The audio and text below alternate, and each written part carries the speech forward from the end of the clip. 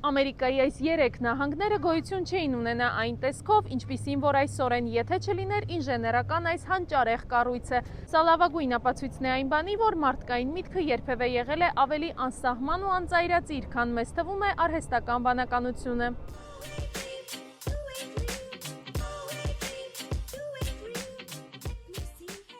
Ողջույն սիրելիներս, ձեզ հետ կրկին Մարիանան է և մենք միասին բացահայտելու ենք Ամերիկայի պատմության ամենակարևոր ինժեներական կառույցը։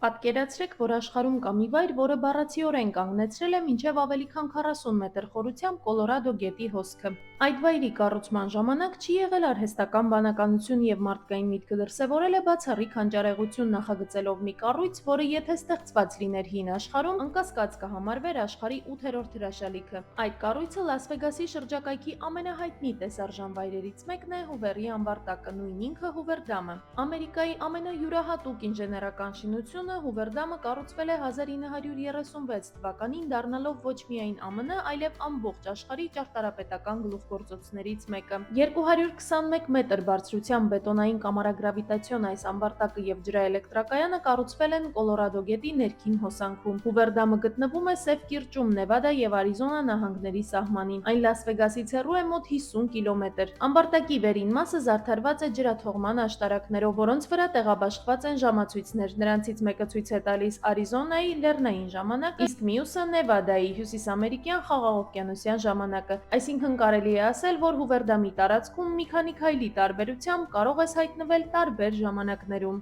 Հուվերի ամբարտակը շինարարության ավարտին դարձավ աշխարհի ամենամեծ արհեստական կառույցը, որը քաշով գերազանցում էր Գիզայի բուրգերին։ Ամբարտակի կառուցման համար օգտագործված բետոնը կբավարարեր Սան Ֆրանցիսկոից մինչև Նյու Յորք ձգվող 5 մետր լայնությամբ և 20 սանտիմետր հաստությամբ բետոնային ճանապարհի կառուցման համար։ Այսինքն հնարավոր կլիներ կառուցել մի ճանապարհ, որը կանցներ ամբողջ ԱՄՆ-ով Խաղաղ օվկիանոսից մինչև Ատլանտյան։ Քանի որ Ամերիկայի տեսարժան վայրերին մեր շատ ու շատ հայեր ծանոթանում են հատկապես Լիանայի շնորհիվ, այսօր որոշել ենք նրան հյուրընկալել և նա էլ կպատմի, թե ինչով է առանձնանում այս կառույցը Ամերիկայի ամբողջ պատմության մեջ։ Ժամի տարիներին կառուցված այս ջրամբարը Մարիանա ժամանակին եղել է ամենահզոր բետոնե կառույցներից մեկը ամբողջ աշխարհում, ամենաբարձր ջրամբարը եւ ամենահզոր հիդրոէլեկտրակայաններից մեկը։ Ջրամբարը կառուցելու համար այնքան բետոն են օգտագործել, որը եթե թույլ տային բնական պայմաններում չորանար, կպահանջվեր 126 տարի։ Ինչպես նաև հայտնի է, որ ջրամբարի կառուցման ժամանակ բազմաթիվ մարդիկ են մահացել, որը մոտ 96 հոգի։ Նաև շատ տարբեր թվերի մասին են խոսում, երբեմն նաև նկատել են, որ համեմատություններ են անցկացնում Քեոպսի բուրգի կառուցման ընթացքի հետ, բայց դա մի քիչ ավելի չափազանցված կլինի, քանի որ այն ժամանակ տեխնոլոգիան այդքան զարգացած չի եղել, իսկ այս ջրամբարի կառուցման համար ինժեներական մեծ թիմերը հատուկ տեխնիկաներ են ստեղծել և հատուկ ճանապարհով են կառուցել այս ամբողջ ջրամբարը։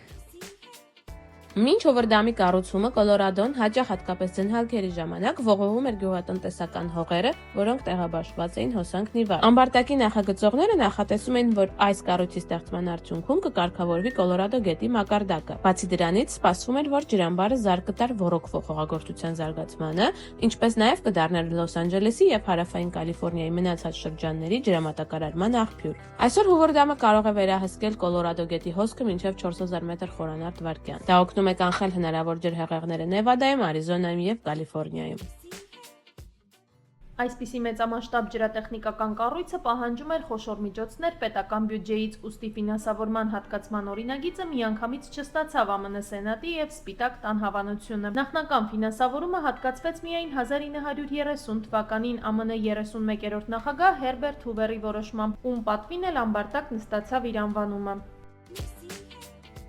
Հուվերդամի ստեղծման նախագծի նախնական տարբերակն ուներ բավականին պարզ ճարտարապետական լուծում, թե ամբարտակի և թե ջրաէլեկտրակայանի համար։ Նախատեսվում էր, որ պատնեշի արտաքին մասը կլինի սովորական հարդպատ, վերևում շրջանակված ճաղաշարքով, իսկ էլեկտրակայանի շենքը արտաքին տեսքով գրեթե չէր տարբերվի սովորական գործարանի շենքից։ Սակայն նախագիծը լայն քննադատության արժանացավ իր չափազանց հասարակ լինելու պատճառով, քանի որ շատերի կարծիքով այն չէր համապատասխանում այս շինության դարակազմիկ նշանակությանը։ Դրա արդյունքում ջրաէլեկտրակայանի նախագծման համար հրավիրվեց Լոս Անջելեսի հայտնի ճարտարապետ, Los Angeles Times թերթի շենքի նախագծի հեղինակ Գորդոն Քոֆմանը։ Քոֆմանին հաջողվեց վերափոխել նախագիծը շինության արտաքին տեսքին, հաղորդելով ար-դեկո ոճին բնորոշ վեհություն և ժամանակաշրջանի արվեստին համահունչ դիզայն։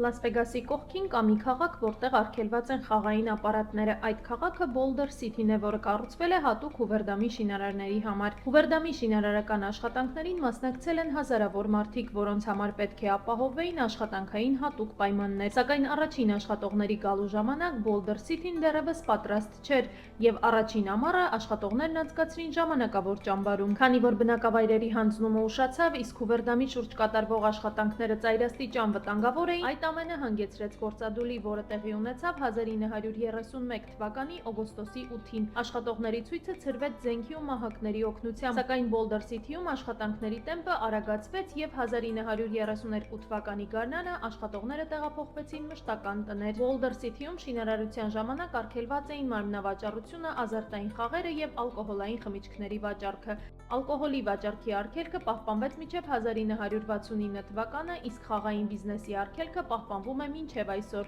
Boulder City-ն որպես այդպիսին միակն է ամբողջ Նևադայում։